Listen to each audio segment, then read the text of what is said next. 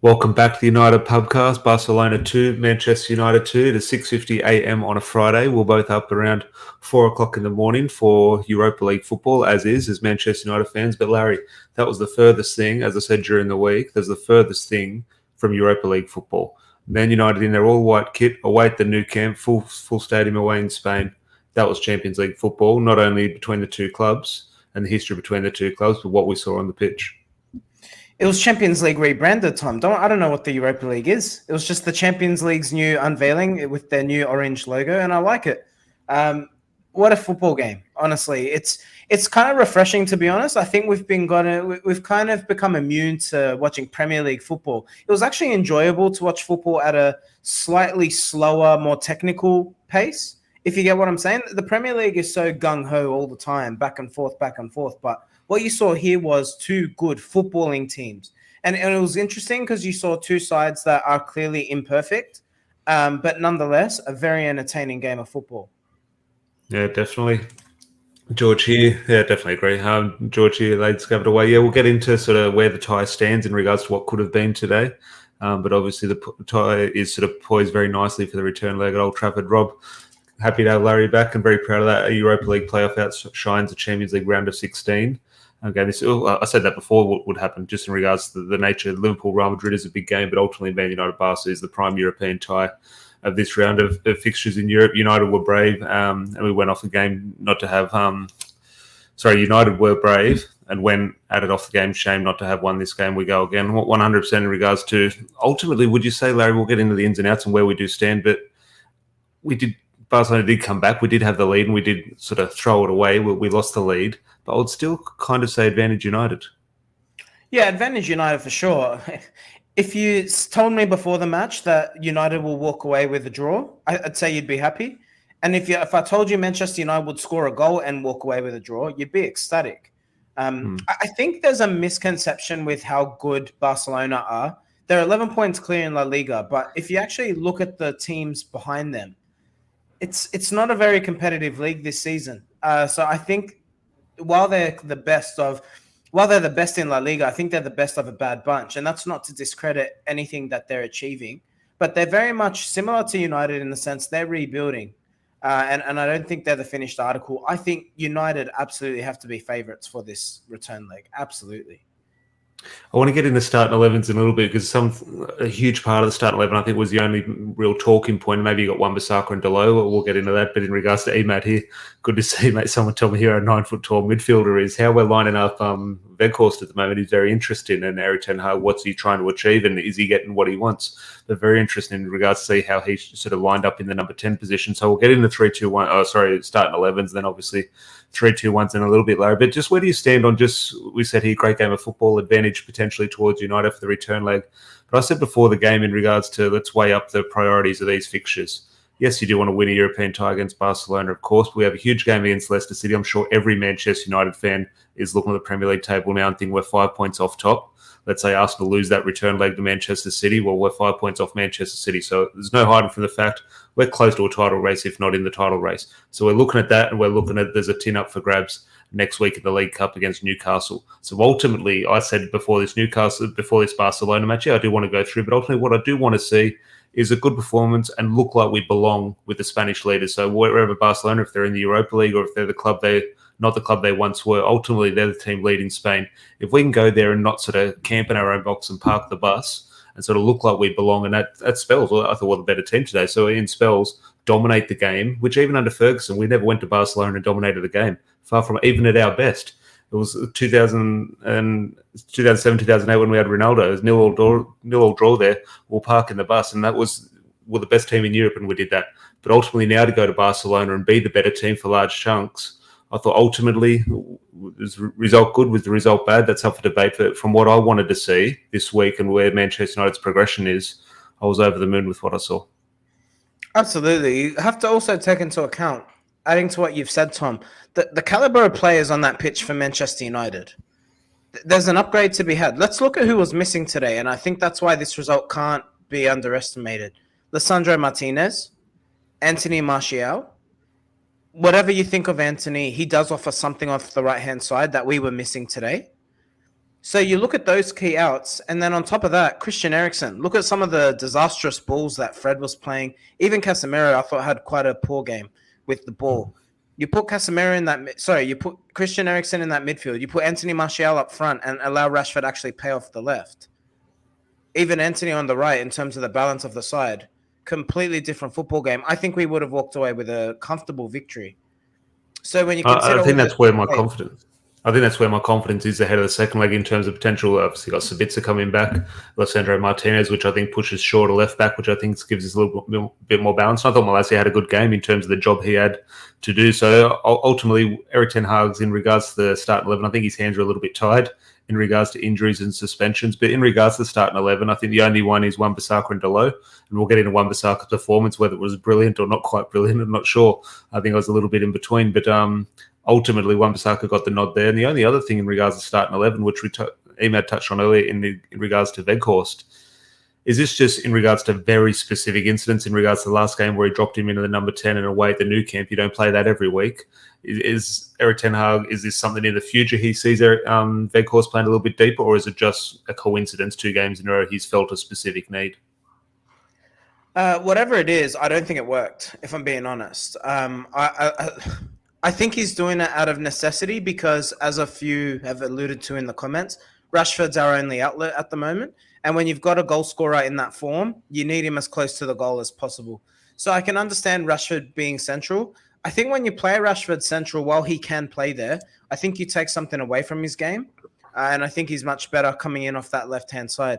The problem is there's simply no options. In terms of, is this a long-term, I don't want to call it a solution. Is this a long-term option for Ten Hag? Maybe, depending on the game. I don't think it worked today. I think we looked to go long to Wout Weghorst. I don't think he didn't seem to assert himself in the game. He didn't dominate in the air. He wasn't winning his duels. Not a bad performance. I think he worked absolutely relentlessly, and I have to give him credit for that. But in saying that, I think that's the bare minimum. So defensively, he did a job, but with the ball, I don't think he added anything. Yeah, no, it's such a tricky one. Even the last game where before he dropped in on the number 10, I was screaming to get him off the pitch. Then ultimately went in at number 10 and sort of changed the game. So I think Weghorst is one of those ones, maybe a lot of the work does go unnoticed to our sort of so-called untrained eyes compared to what Erik ten Hag is viewing. So it's very interesting. I'd love to sort of see Erik ten Hag's post-match comments and if he's quizzed on why he did start Weghorst a little bit deeper. But Juddy here, proud of the team. Our first big night in Europe under Ten Hag, Advantage United, going back to Old Trafford with the crowd behind us. Yeah, it definitely has that. As I said, it's Champions League feel going back to Old Trafford now, and that's all we can ask for in regards to what we want to feel as fans. But before we sort of get into the specifics of the match, Larry, is there anything just in regards to the way we played? As I said, we're proud, and I think a lot of it is sort of summed up in the live chat there in regards there is a feel-good feeling in terms of the way we approached the match. But we did approach the match in the right way, and I thought we did play well. But ultimately, we're a little bit ahead of schedule. We're trying to play a little bit too much at times, do you think, in regards to the tools at our disposal in terms of, okay, if we had a better football in right back, maybe we could play a little bit better from the right-hand side with Wan-Bissaka. If, as you say, Sabitzer or Eriksen were in for Fred, do a little bit better. So I'm just thinking, did Erik ten Hag get it right? Or obviously he did, but was it a little bit potentially too risky? No, I actually thought the game plan was perfect. If anything, I put the onus back on the players. I thought a few of our players didn't take their opportunities. On another day, Tom, I wonder if, so generally, right, when you're talking about getting a result in a football game, you need 6 or 7 of your players to be above average. I thought the majority of United players were actually below average this game. I thought we had a few really good performances, and then everyone else was okay or below par. If I look at Barcelona, for example, I thought United set up tactically brilliantly in the midfield because we don't have the better technical players, but for whatever reason, Ten Hag systemically set United up in a way to get on the ball. Now, of course, Barcelona had their moments because, as I just said, technically superior players. But ultimately, you have to say United were in control for large components of that match, particularly away from home. You can't ask for more. Let me ask you this question. Look at Barcelona and their attacking threats. Look at what Rafinha offered from the right-hand side, who I thought had a really good game. But then you look at United on the other side of that. Jadon Sancho, ineffective, quite quiet. Bruno Fernandes being deployed in wide areas. I think if United can, what would you do in the return leg? Would you try and tinker with that? Do you think United go on the front foot and try and win the game? Or do you expect United to set up like they did today, where it's kind of like a middle press almost, and try and keep that middle compact and get them on the counter? Because we have to win the game now, right? So if you're Ten Hag, how do you set up? Yeah, it's very tricky, and I'll go back to priorities, and ultimately Erik ten Hag is right in the way he approaches every game and says the next game is the priority, but there's no hiding from the fact we have a big game against Leicester City on the weekend. Is that going to change the team selection in regards to if someone gets injured or suffers a bit of fatigue? Then a couple of days after the match against Barcelona, we've got a trophy up for grabs in the League Cup final. So ultimately, did you potentially have one eye on that in regards to keeping people fit? And I think that is a huge priority. While I do want to go through against Barcelona, we do have to look and keep people fresh for that League Cup final. So it's very interesting. I think they'll potentially be very interesting in terms of the front area of the pitch, whether we play. I have a feeling Weghorst potentially be dropped for the return leg, just in regards to a little bit more movement up front. I think you could potentially Garnacho away at the Nou Camps, maybe a bit tricky from the start, but at Old Trafford, if he's in form, if he has a good game against Leicester, potentially you could see him coming in. Anthony, maybe you could switch Sancho to the left, and Anthony, if he comes in on the right, if he's fit, he looks like he's potentially close to a return. Scott McTominay, obviously not to be started, but he's coming back. So it does look like numbers is coming back, and that potentially does sort of increase the flexibility for Erik ten Hag. So ultimately, I think in terms of, I think Sabitzer will come in regards to just getting on the ball a little bit more than what Fred does. And Fred, again, today, he'll come up in the 3-2-1s, whether someone thought he was man of the match or the worst player. I think he is what he is. It was Fred. It was a little bit of both. But I think in the return leg, we'll want a little bit more control, and I think we will have a little bit more control, and I think that's maybe Sabitzer over Fred. But also, I think a huge part of that will come from Lisandro Martinez returning. I think that'll push Luke Shaw to left back. Lisandro Martinez, obviously very comfortable on the ball. So I think it'll be more comfortable display in the return leg. Does that mean we'll get the result? I'm not sure. Barcelona, still you saw today, they had huge quality. So before we get into sort of wrapping up the quick review of the match in 3-2-1, just on Barcelona. Let's see, they're in the same position as us. They're in the Europa League. Only a couple of months ago, we'll scroll through Twitter every couple of days looking at the absolute crisis they were in off the field. But ultimately, you do watch them play, and I think the main man everyone sort of did have their eye on today was Frankie de Jong in regards to, okay, could you sub out Fred and put Frankie de Jong next to Casemiro? What does that look like? I'm sure everyone sort of had that vision in their mind. Just what did you make of de Jong? Because, or whoever from Barcelona, obviously, maybe two good things for United in regards to that return leg. Pedri's gone off injured. Hopefully he's out. And Gavi's suspended. So two of their key players are out. Whether Busquets comes back, I'm not sure. But what did you make of Frankie de Jong and any other individuals for Barca? I thought he was all right. It didn't do anything significant of note. And again, credit to Ten Hag, because how he set up, he kept him quiet. I don't know. I think Frankie de Jong's best position is as an 8. He's clearly playing as a 6 for Barcelona at the moment. And I think that's to allow Pedri to get further forward. Because I guess Pedri's the younger player who's a bit perhaps more flamboyant or can just offer more in the final third as opposed to what he can offer defensively. But the thing is, if you look at, obviously we were heavily linked with Frankie de Jong, and then we got Casemiro. They're very different players. I think Casemiro can dictate the pace of a game, but it's not what you'd call his ultimate strength. I think he's there for his defensive screening. He's there for his combativeness. And he's there to actually offer something going forward. I wonder if Frankie de Jong walked into a United midfield, does he upset the balance? Because I think if I look at that United team right now, we need a box-to-box midfielder who can get forward, score goals, be creative. Is Frankie de Jong that player? Is he the type to dribble past people? I guess that would be my question. I don't know if he walks into a United team anymore now that we've gotten the Brazilian maestro. Emad here, going along the lines of your thing, a very Bruno-like performance from Frankie, non-existent. I thought if we were Manchester United and that was Christian Eriksen, would be saying faultless. But this is where Man United, we're looking at when Man United have the ball, how we defend. We're not looking at it from the Barcelona's point of view. I thought it was simply what Christian, to a higher degree, to a higher level, what Frankie de Jong was doing was just what we want from Sabitzer, just what Christian Eriksen provides, only at a far, far higher level. I thought Frankie de Jong, Erik ten Hag would be saying, yeah, get him in my midfield. I thought he was not brilliant, but in regards to that was a Man United performance, Frankie de Jong will be waxing lyrical over it. It was a very Carrick performance, I think would actually be the most like for like comparison, right? And I agree with you. Like he wasn't bad. I said he was all right. Like he was solid.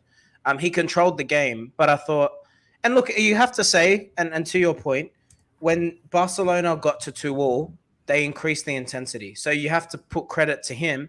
He's allowing that pace to pick up. So there's definitely a composure to him. But I guess my question is, Frankie de Jong's an elite player. If you're Manchester United, you want the best players. But I think him and Casemiro occupy similar positions on the pitch. So I don't know where he fits in a current United side, because I think Casemiro can still give us at least another 2-3 seasons. And then is Frankie de Jong an 8? Well, he could be, but I don't know if he's the 8 that United need. So I guess there's this fine balancing act of, does he fit, or are we putting a square peg into a round hole? We definitely look at United's transfer dealings. Would we have Casemiro if we got Frankie de Jong? Probably not. I think that Casemiro deal came off the back of that one falling through. But Juddy here saying Barca had only conceded 7 goals in La Liga this season. We scored 2 of them tonight. Yes, we need a box-to-box midfielder, but would rather a versatile 8 or 6 as cover for Casemiro also. So on the goals, Larry, we did score 2 goals away at the Nou Camp. Marcus Rashford, I'm giving Marcus Rashford the second goal in regards to, as soon as he sort of stood up Rafinha on the corner, he said something's going to happen here, and he went past him and it sort of bundled home off Koundé, I think. But I'm giving that to Marcus Rashford.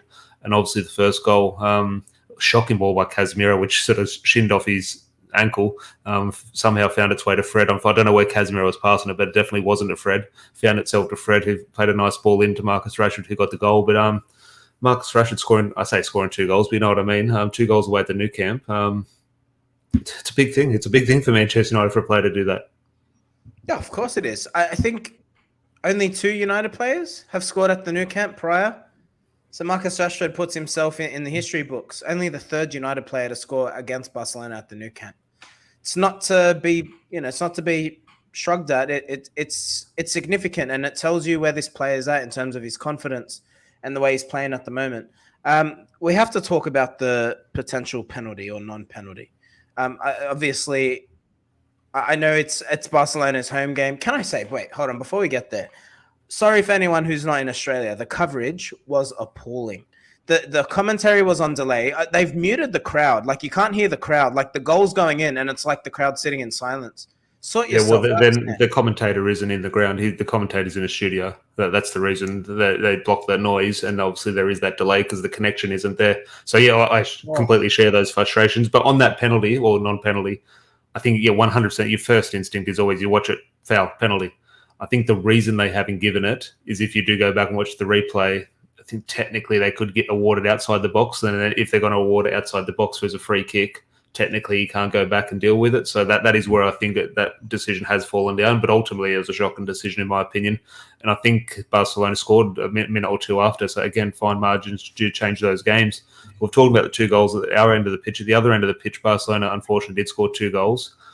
Marcus Alonso, I don't care if I'm watching Central Coast Mariners against Mumbai, Marcus Alonso scores. Every football match I watch throughout the last 10 years, Marcus Alonso scores. I don't understand how he does it. Every single game I turn the TV on, Marcus Alonso's on the score sheet. Absolutely baffles me. I just hope it stops at some stage. And ultimately, the goal was at Rafinha Lewandowski own goal. I'm not sure. I think Rafinha will probably get credited with it. Casemiro. We love Casemiro. I think he's been brilliant for Manchester United. Of course he has. On the ball today, a little bit sloppy, and potentially did prove quite costly. I wonder if Casemiro's in the Wayne Rooney mold, where when he's not playing football games, does he need a game or 2 to kind of get his rustiness off? Yeah, I thought he looked a bit rusty, yeah. He's the most confusing player because I see him at times be so sloppy on the ball, and I'm like, but then you see him, and the way he gets the ball out of the back 4 is so noticeable when he's not there. So it's a baffling one. I'm just going to put it down to a bit of match rhythm. He's obviously hasn't played for just over a week or so.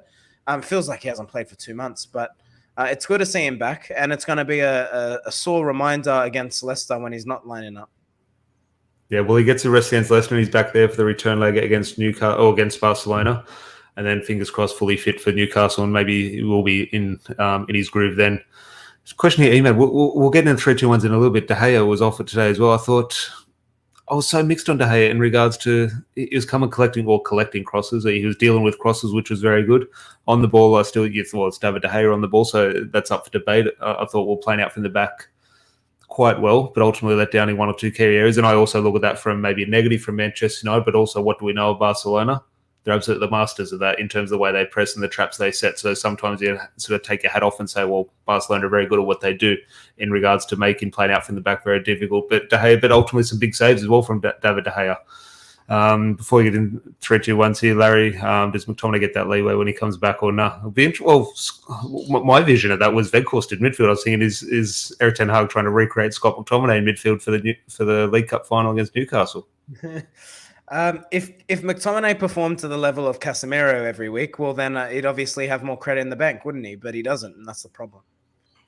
Well, we'll get into 3-2-1s, Larry. Marcus Rashford, 3 points. Has to be, doesn't it? What do you make of his performance? Take away the goals. What I took from his performance wasn't so much was he good, was he bad, or was it just simply Marcus Rashford? I looked at it from Barcelona's point of view. Barcelona were shit scared of him. And I just think that's a trait to have. If you can scare the opposition without really doing anything, they just saw the name on the back of the shirt. They thought, oh, geez, what's happening here? And that changed the game in Manchester United's favour. Like if the other team had Lionel Messi, would be going, oh, what's happening here? Even if he's not touching the ball. So I think that was a huge thing in Marcus Rashford's, I'd say, performance. You know what I like about Marcus at the moment? He's really simplified his game. He's not doing anything outrageous. It's a small touch, and I know it didn't end up in a penalty. The way he shields the ball when Koundé takes him down in the box. So he knows he's obviously a right-footed player. He's on the right. He can see the defender coming on his left, and then he's covering the ball by sorry, I'm missing the technical term, but he's basically doing step over. He does the running step over as he's going. Just a small touch, but when you think of a defender coming to that side, it's genius, because if he hits your leg, it's a penalty. Just the simple things he's doing right. When there's nothing on, he's keeping possession and recycling the ball. Just these tiny glimpses of maturity in his game. That's what I'm really pleased about. He's not overcomplicating it. He's not trying to beat his man and all the time if it's not on. But he's being confident. And you got to say, Tom, in terms of our 3-2-1s, he continues to score goals. He's now matched his best ever goal return for Manchester United. Yeah, I heard that during the commentary, yeah. So it's more than that Solskjaer season he scored. He's matched it now.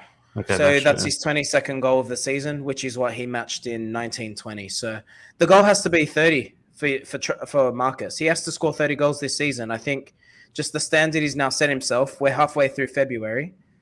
He's got 30's got to be the target. And if he can score 30 or more, then I think United walk away with a trophy this season. Fingers crossed. Well, there is 30 in the chat, so if you are confident United and Marcus Rashford could lift a trophy, please do leave a like on the video. So Rashford gets the 3 points. George, I'm going to need help by you, Larry, and also people in the live chat. So get all your 3-2-1s in. George has gone 2 for Fred and 1 for Troll Malacia. I don't know about, I'm not disagreeing, George, but my 3-2-1s for 2 points and 1, I have no idea. I think Rashford definitely steals it for 3 points. But other than that, I look at Fred. I think, yeah, definitely worth 2 points. But I also think I could give minus 2 points for Fred. And I'm just thinking, same for Wan-Bissaka. I thought he's up for a shout as one of our best players, but ultimately I think it'd make a very valid case that he's our worst player. So I'm not sure at 3-2-1s today. Just your thoughts on potentially 2 points. It's those 2 players for me. It would honestly be Fred and Wan-Bissaka. Wan-Bissaka, he's everything you said is right. That I think it was Casemiro who got the ball out in a good position to Wan-Bissaka. He had all the time in the world. And he takes the biggest touch I've ever seen in my life. And then but then if that was Diogo Dalot doesn't get back to make the last-ditch save and recover. So Wan-Bissaka, I mean, look, he's not the perfect footballer. We know that. But for what he offers you defensively, that's the extra bit of reliability that I like with Wan-Bissaka that I don't like with Dalot. I think Dalot's not perfect on the ball, and on top of that, he's not as good a defender as Wan-Bissaka. So between the 2 players, if you're going to dominate the ball, go Diogo Dalot. But 9 times out of 10, if it's a final, I'd actually be going Aaron Wan-Bissaka right now, Tom. Do you think, looking at it, and we'll continue with the 3-2-1s, but do you look at that? We sit here at the start of the podcast saying how proud we are. We've gone to the new camp. It almost felt like a win in regards to the way we played. And so a good result. Okay, got the 2 goals draw. Ty is nicely poised for the return at Old Trafford. But ultimately saying, what a good performance. That felt like Manchester United. But here we are at full time thinking, don't know who played well. Like, do you think I put all that down to sort of the brilliance of Erik ten Hag in regards to, as I say, the system and the collective? I think if we were given 3 points and Erik ten Hag was up for points, we'd have to give it to him, because ultimately we're looking at such a good performance, such a positive performance, but really we're singling out individuals and saying, oh, he wasn't really at it, he wasn't really at it, he wasn't really at it. But as a collective, it's stuck together. And that's spot on. And if you want to make a tweak to the rules as we're going, I would happily give points to Ten Hag, because what you're saying is exactly right. It is the collective, and as a functioning unit, I haven't seen United look this good since Fergie. And that's sorry, I should say Sir Alex. I know Fergie doesn't like it when people call him Fergie. As a collective, you honestly, and whether we go on to win the title or whatever, I mean, look at this squad. Look at this squad. We're 5 points off top. That squad has no right. So full credit to the manager. He's getting a tune in. You say that. Wan-Bissaka for me. You say that, and look, not to stray too far, 3-1. You say we don't deserve to be in the title race in regards to the squad. Arsenal's squad is top. Okay, well, second now. Technically, they can move back top. I think if Arsenal's squad is top, why can't United's? Yeah, but I suppose they're further along in the process. I mean, is it Arteta's 4th season? Yeah, there's definitely is that. But just on paper. Can I be honest? I look at our 11. I look at Arsenal's 11. I genuinely think ours is better. I really do. That's what I mean. On paper, now, yes, there is the variables in regards to, experience and know-how, and as that consistency they've been together. So obviously there is that 100%. But yes, in regards to, look, 2 days ago I said I'm not going to be looking at the Premier League ladder no matter what happens. Suddenly City get that win and we're only 5 points behind them. Suddenly I'm looking at the Premier League ladder. But that's for a debate for another day. This is Europa League, or should I say Champions League football. So we'll go with Rashford for 3 points. As I said, get your thoughts in the live chat, because I'm struggling. I said potentially those two names are coming to mind, Fred and Wan-Bissaka. So I'll give you the floor for 2 points. It's between them, or is anyone in potentially with a shout?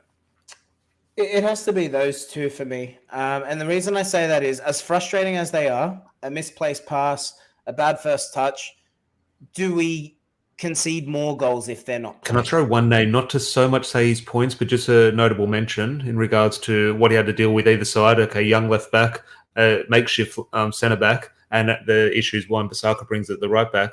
Rafael Varane, in terms of potentially a bit of a leadership sort of performance at the back. Sloppy though.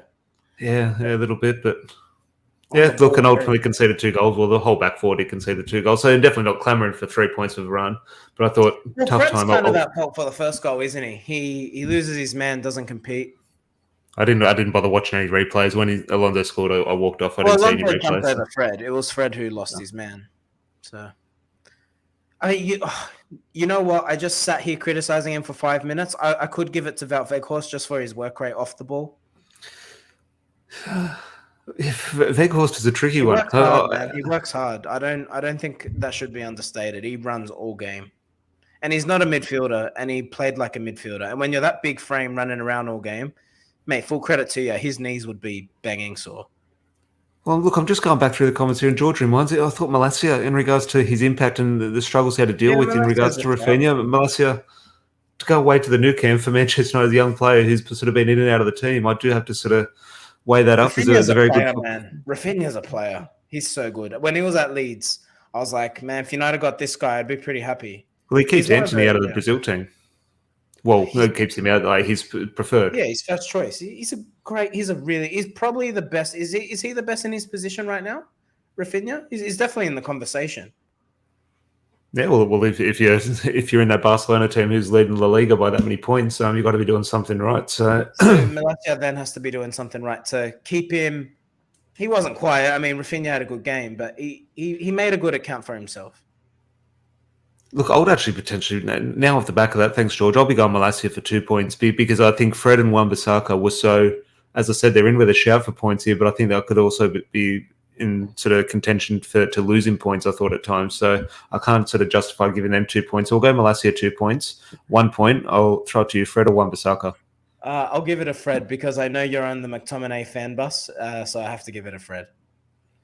Okay, we'll go Marcus Rashford for 3, Terrell Malacia for 2. Congratulations to him, and we'll give Fred the point. And you speak about McTominay, not him in a specific sense, but obviously Anthony Martial, Scott McTominay, and Anthony all look from Eric Ten Hag's recent comments that they will be not available, but sort of in contention in and around that League Cup final squad, which is ultimately a good thing. Because you do look at the bench today, Larry, we'll say what proud we obviously were in regards to Manchester United in terms of going away to the new camp. One of our academy products, Marcus Rashford scoring goals, Garnacho coming off the bench. Ultimately did see that bench. Man United released an image of all the players who travelled to Spain. They were only 3 midfielders. Bruno Fernandes, Fred and Casemiro, the only three midfielders. On the bench was Zidane, and not to discredit Zidane, Iqbal, Colby Manuel, Facundo Palestri, but you're not going to bring them on at the new camp. And I'm just thinking, I think that goes to show how sort of Eric Ten Hag's hands were tied in regards to our availability. So whatever you think of a Scott McTominay or something, when he comes back in a week or two, it's going to be pivotal to have 20 minutes here, 40 minutes there sort of thing. No, you're right. You're right. And look, McTominay is not, like, when I criticize McTominay, it's not to slag him off or say he doesn't deserve. I met him in Melbourne. Lovely bloke. He loves United. He wants to do well. He tries hard and he's worked hard on his game. But look, he's not as frustrating as Fred. But I think for all of Fred's faults, and Fred, sometimes I want to hug him, sometimes I want to punch him. But the thing with Fred is he doesn't shy away from it. Like, he knows he's got a bad first touch at times, but he'll still put himself in a position to take it. Even though he kills us, he's still confident and he'll back himself and he'll try and he hustles. And Fred offers something, like, I don't know if we get a draw if Fred doesn't play today. Whereas when McTominay plays, I think he's just more dispensable than Fred is. And that's not to, I'm not trying to discredit McTominay. I like him and I want him to do well. But when you look at what both those players offer, if you're choosing one, when Fred is good, when both players perform to their potential, Fred probably offers that little bit more. And I think that's just the reality of it.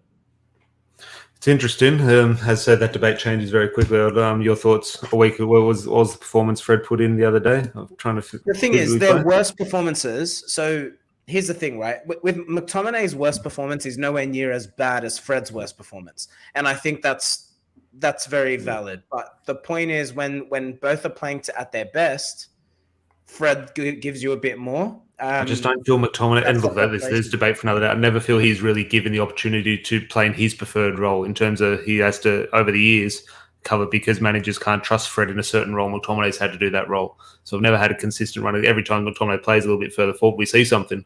I just think we maybe need a little bit more of that. But obviously a manager, whether it's Solskjaer, Rangel, Eric Ten Hag, can't trust Fred in that type of role. So you have to let through to it. But that's a debate for another day. And ultimately it's only a feel-good factor at the moment. So fingers crossed McTominay can get back and sort of contribute towards the end of the season. And we'll weigh up that debate in regards to the contract situation at the end. But pretty much comes close to wrapping the podcast up. I haven't looked at the other Europa League fixtures this morning because, quite frankly, I don't care who's playing in there. I know Arsenal's in the competition, but they don't play for another round because they got through. Champions League was on during the week. What did you make of that? Did you see the Champions League match between Bayern Munich and PSG the other day? I was speaking to Adam yesterday, and it was just a case of that PSG front three. Okay, you talk about paper. They look good. Messi, Neymar, Mbappe, they were woeful.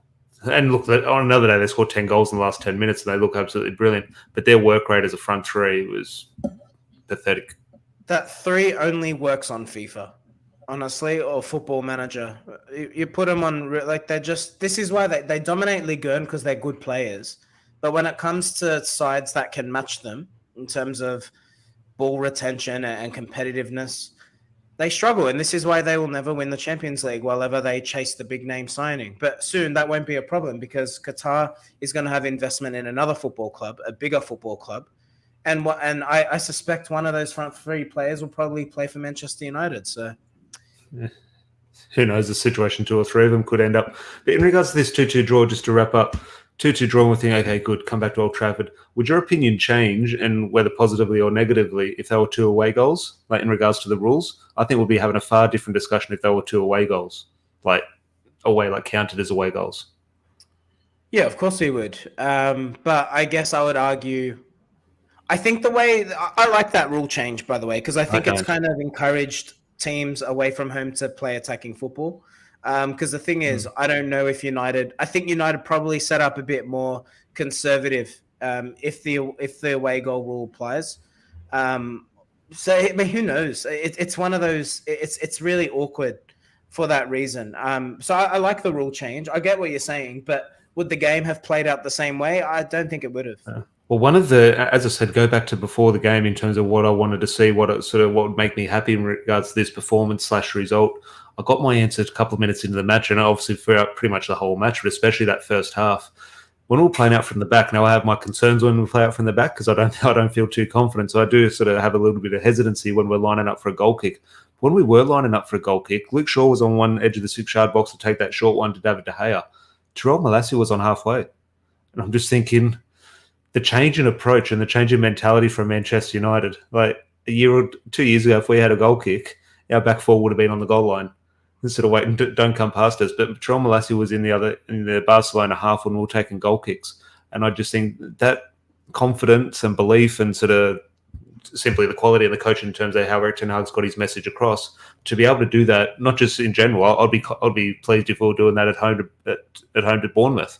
I think, oh, good, that's confident of the team. To be able to do that away at the Nou Camp in Barcelona, I think you have to give 100% credit to both the players, but especially, in my opinion, in terms of the way he's got this across, the manager. He's looked a little bit too at home at the Nou Camp. I think it's kind of suited him there. I didn't like the look of that. You could see Ten Hag being a Barcelona manager, couldn't you? Definitely. Just the photos, you think, yep, I can see him there. And I think there's potential he wants to be there as well. Well, he's a massive. I mean, even this week, he's clearly a Johan Cruyff disciple. Yeah.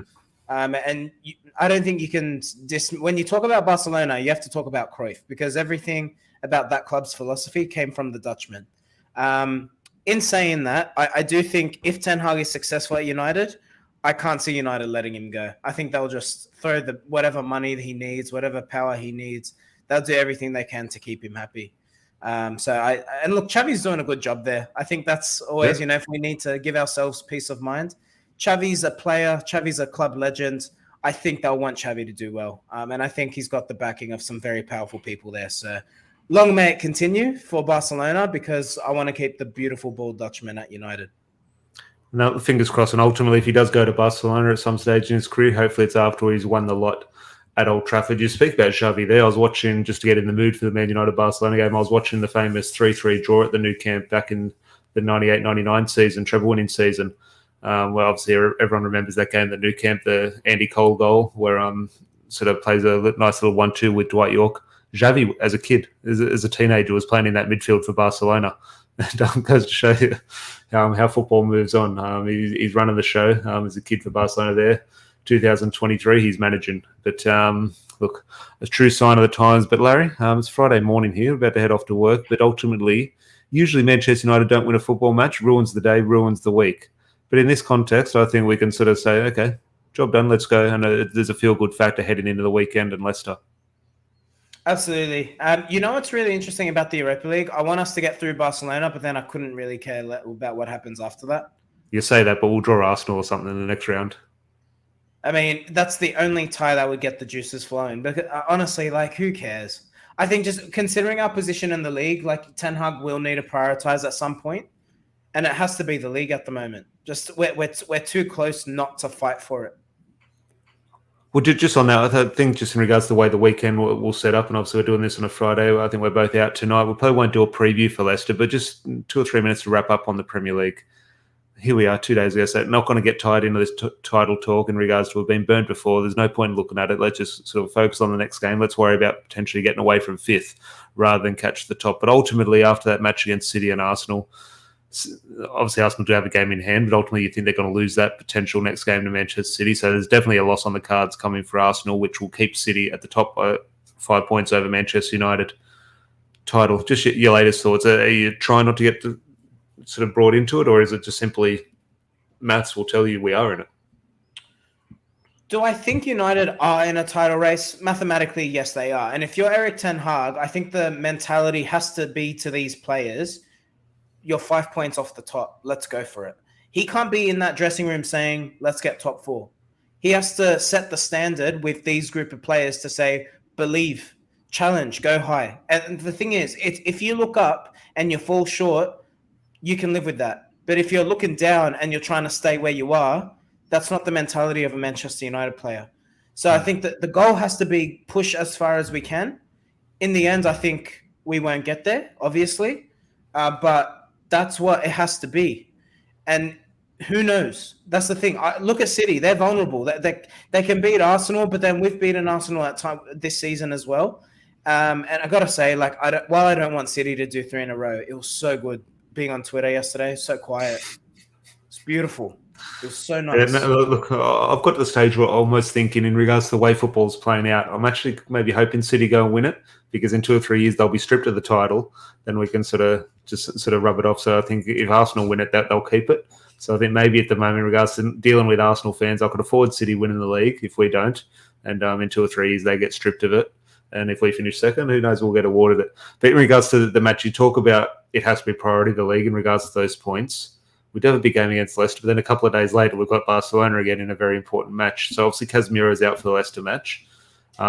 With those returning players in Anthony Martial, Anthony and Scott McTominay, you wouldn't expect anyone to come back in the starting lineup if they're available, but maybe one's on the bench potentially. Just what are you thinking in regards to a starting lineup? For Leicester? If Martial's fit, he has to start. He's had such a frustrating season, Martial, hasn't he? But when he's on the pitch, you can't argue. United play their best football. If you're Ten Hag, you got to try and get him right. I know. I think he's potentially, from the way I interpreted Eric Ten Hag's comments, he's potentially further away than Anthony and Scott McTominay. But I might be wrong. That was just my interpretation. Yeah, no, I agree with you. I want to see Sancho on the right. I don't like him on the left. He had a good cameo. Who was it against? He played a good game on the left the other day, scored a goal. Can't remember who it was against him. Leeds. But I think Sancho offers more balance on the right. So I would like to see that experimented with, because I think Garnacho does a job on the left, and I think he's very capable of deputizing for Rashford as well. But with Barcelona in mind, and as I say, Leicester is the priority in regards to win title race, 3 points. Casemiro is out, so it's midfield kind of pick itself with Bruno, Sabitzer, and Fred, or could you see a bit of a curveball somewhere in there with Barcelona in mind? I'll tell you what, if McTominay was fit, I'd be tempted to go McTominay and Sabitzer, because I want to see Sabitzer play in a more advanced role to get him ahead. Our strongest 11 has to have Sabitzer and Casemiro in the heart of the midfield. I think Fred needs to be relegated. So I'd be setting up for that. While that's not McTominay's strength, we need to see Sabitzer played further forward so we can get him to kind of get used to his role in the team. So that's what I'd like to see. Yeah, it will be interesting. Fingers crossed it's 3 points, but most importantly for the week ahead, 3 points, and more importantly, no injuries. We need a fully fit team for the return leg against Barcelona, and obviously the League Cup final against Newcastle. And if you are in Sydney, we'll be setting the alarms and heading to the pub at 3:30 in the morning on Monday. Monday morning is Sunday night for the League Cup final, obviously Monday in Sydney. So that'll be one taking the day off work or taking the morning off work for that one. And big night ahead and big morning ahead for Manchester United fans. But until then, hopefully everyone did enjoy that. As I said, we did draw, but it kind of feels a little bit like a win. So hopefully everyone does have a good end of their week and a good start to their weekend. And we'll be back at some stage. If there's any breaking news, it does look like potentially there is something rumbling about Qatar, or obviously there always has been, but maybe 1 or 2 sort of verified accounts from Qatar seem to suggest that the ball is rolling with that bid. So if anything does break, we'll go live with something on Qatar. If not, in a couple of days after the Leicester match. Unfortunately, that again is at 1 a.m. on a Monday morning. So that is something we do have to deal with. But Larry, been a pleasure having you back, mate. Pleasure, mate. Pleasure to be back. And on and upward to Leicester. Let's get the 3 points. Fingers crossed. Until then, have a good weekend and we'll chat to you.